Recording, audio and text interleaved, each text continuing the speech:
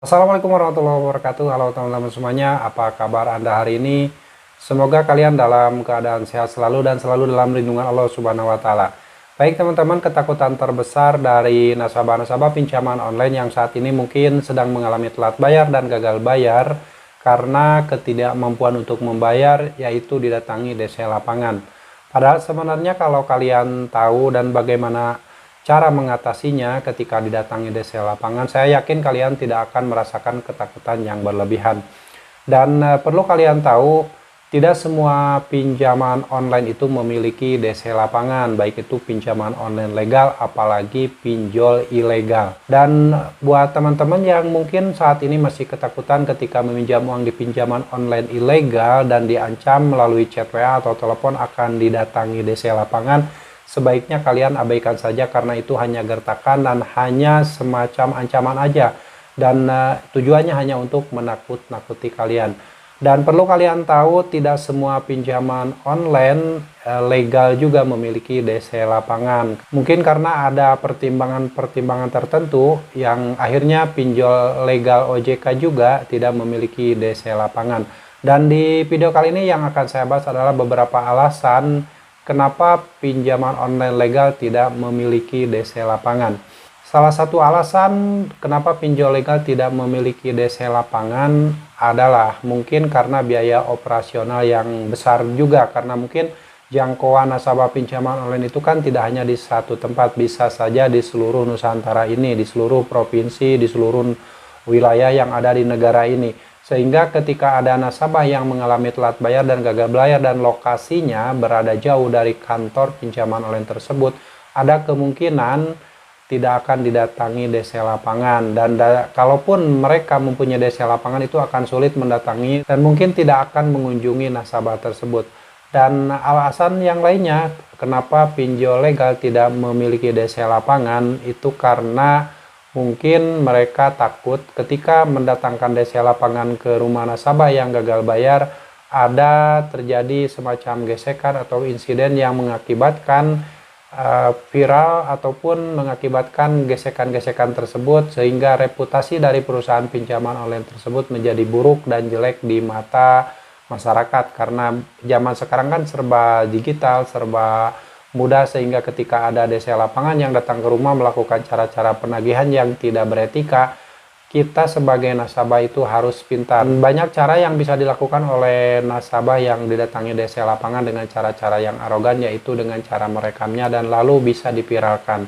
Dengan dipiralkan tersebut, mungkin ada pihak-pihak tertentu yang akan menanggapi, termasuk pihak pinjaman online lainnya. Ini yang ditakutkan oleh perusahaan pinjaman online ketika reputasi dari perusahaannya anjlok atau menjadi buruk di mata masyarakat. Mungkin saja perusahaan pinjol ini tidak akan memiliki nasabah lagi.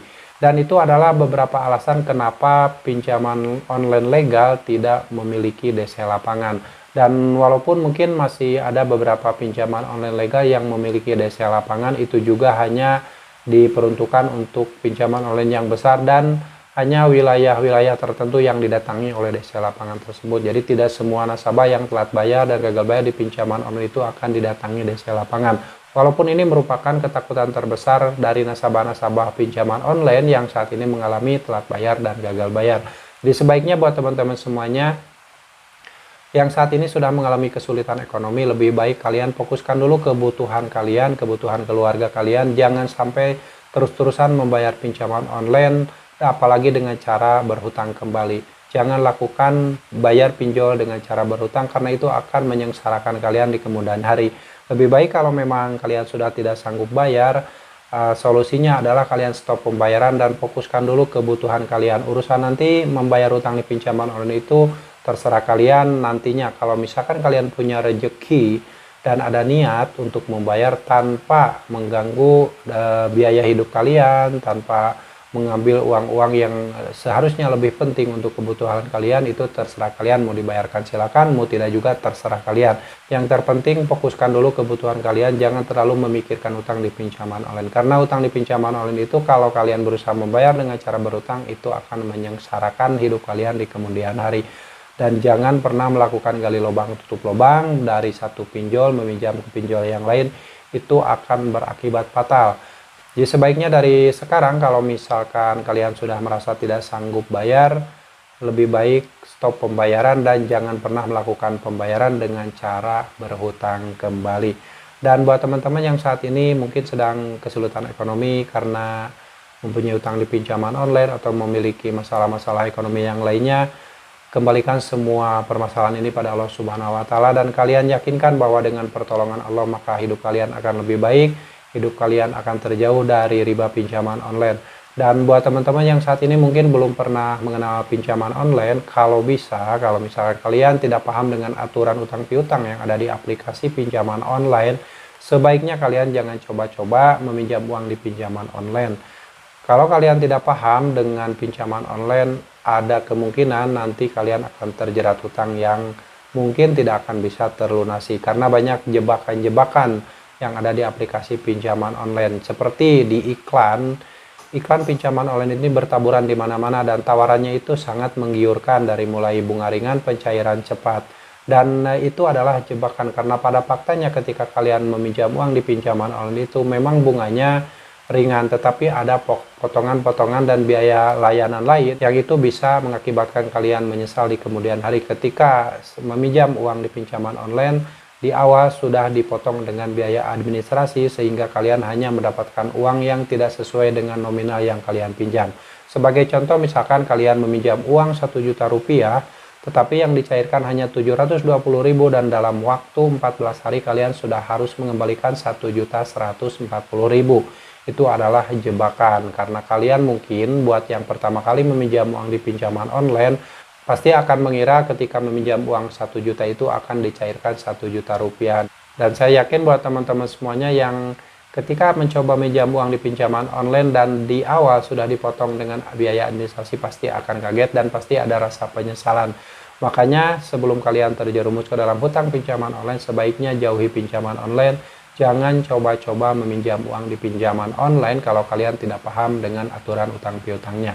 Banyak sekali hal-hal yang mungkin akan menjebak kalian dan berpotensi kalian terjerat dalam lingkaran hutang yang tidak mungkin terlunasi.